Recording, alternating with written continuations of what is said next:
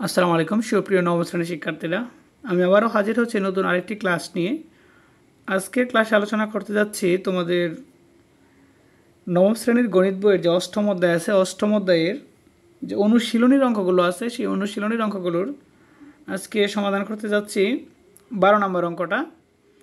তো এখানে বলা হয়েছে যে চিত্রের যৌগিক ঘনবস্তুটি লক্ষ্য করো।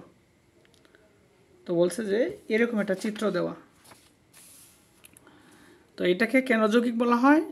এখানে একটা কোণক আকৃতির আছে, আরটা হচ্ছে এখানে অর্ধবৃত্তাকার।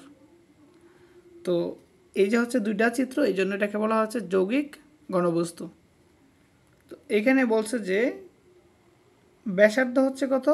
10 এবং এটার উচ্চতা হচ্ছেও 10।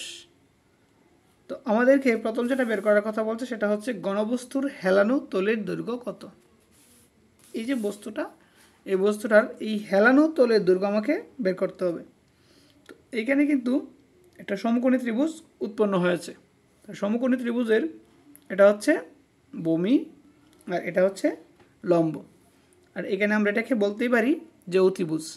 তাহলে আমরা জানি অতিভুজ সমান সমান ভূমি স্কোয়ার প্লাস লম্ব স্কোয়ার রুট ওভার। তাহলে দেখো জিনিসটাকে আমরা যদি সাজিয়ে লিখি যে চিত্রে কোণকটির ক্ষেত্রে, অর্থাৎ এই কোণকের ক্ষেত্রে, এই কোণকটার ক্ষেত্রে ব্যাসার্ধ হচ্ছে আর সমান সমান 10 সেন্টিমিটার এবং উচ্চতা হচ্ছে এইচ সমান সমান 10 সেন্টিমিটার। তার হেলানো তলের দৈর্ঘ্য হচ্ছে এল ইকুয়াল টু অর্থাৎ এ স্কোয়ার প্লাস আর স্কোয়ার রুট ওভার। তাহলে এস এর মানেও 10, আর এর মানেও 10, স্কোয়ার করলাম, এরপরে স্কোয়ার করলে 100, এখানে স্কোয়ার করলে 100, যোগ করলে 200। আমরা এই 200কে কী করলাম? 100 গুণ 2 লিখলাম। এখন যদি আমরা 100কে বর্গমূল করি তাহলে হয় 10, কিন্তু 2কে বর্গমূল করা যাচ্ছে না, এই জন্য 2-এর উপরে রুটটা রয়ে গেল। তো 10কে আমরা যদি রুট 2 দ্বারা গুণ করি তাহলে কত হয়? 14.14, 14.14 হয়। তো এটা হচ্ছে এই ঘনবস্তুর হেলানো তলের দৈর্ঘ্য। এরপরে তোমাদেরকে যেটা বলছে আর কি বের করার জন্য, যে ঘনবস্তুটির উপরের অংশের ক্ষেত্রফল নির্ণয় করো। তাহলে এই ঘনবস্তুটা যে উপরের অংশ, অর্থাৎ এই কোণকটার ক্ষেত্রফল নির্ণয় করার জন্য বলছে। তো এর আগে আমাকে চিন্তা করতে হবে যে কোণকের ক্ষেত্রফল নির্ণয়ের সূত্র কি। কোণকের সূত্র হচ্ছে, ক্ষেত্রফল নির্ণয়ের সূত্র হচ্ছে পাই আর এল। তো এখানে আমাদের পায়ের মান তো আমরা জানি, আর এর মানও আছে 10, এল এর মানও আমরা মাত্র পাইলাম। তাহলে আমরা সহজে কি করতে পারি? এটার ক্ষেত্রফল নির্ণয় করতে পারি। তাহলে দেখো যে লিখলাম যে আমরা জানি কোণকের বক্রতলের ক্ষেত্রফল পাই আর এল। যে পায়ের মান 3.1416, আর এর মান 10, এরপর হচ্ছে এল এর মান হচ্ছে 14.14 বর্গ সেন্টিমিটার। তো আমরা যদি টোটালটা গুণ করি তাহলে হয় 444.22 বর্গ সেন্টিমিটার। তো এইটা হচ্ছে তোমাদের 2 নংয়ের সমাধান। এরপরে দেখো,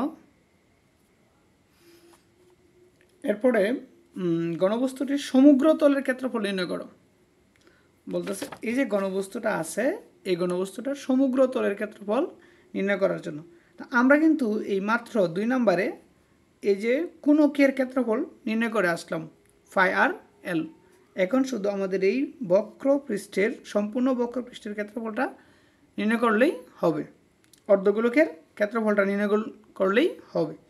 তাহলে দেখো যে আমরা লিখছি যে 2 নং হতে পাই ঘনবস্তুটির কোণকের বক্রতলের ক্ষেত্রফল, এই যে 444.22 বর্গ সেন্টিমিটার। আবার ঘনবস্তুটির নিম্নাংশটি একটি অর্ধগোলক।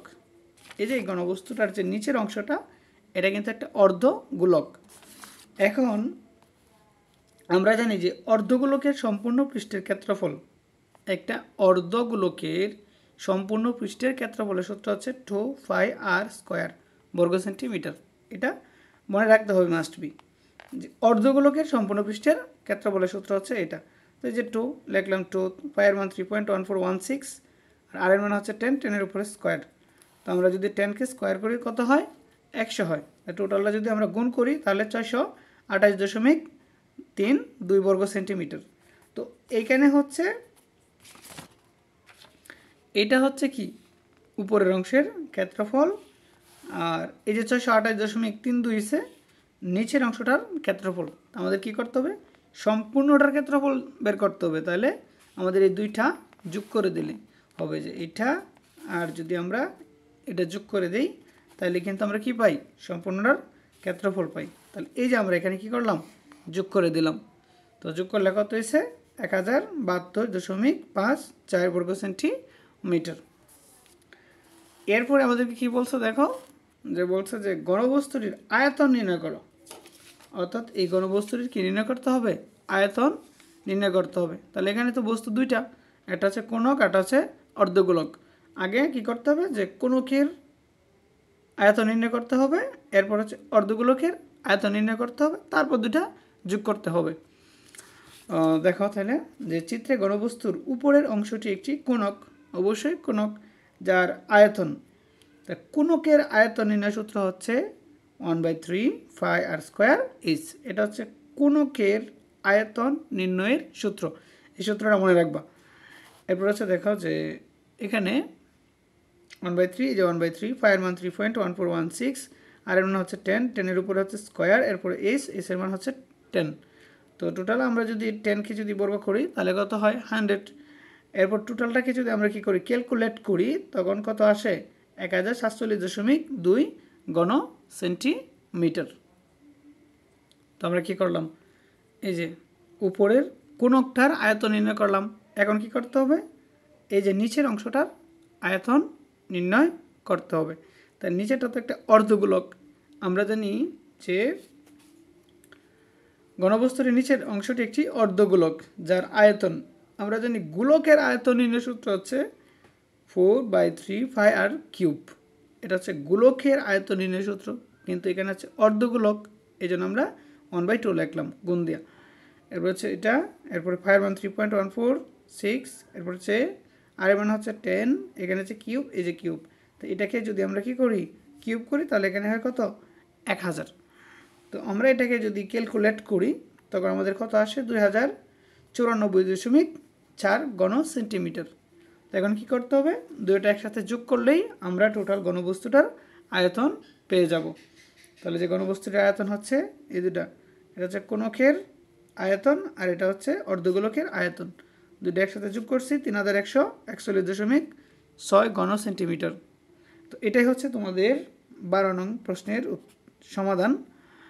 তো ধন্যবাদ সবাইকে, আমার পরবর্তী ক্লাসটি দেখার জন্য আমন্ত্রণ জানাচ্ছি। আসসালামু আলাইকুম রহমতুল্লাহ।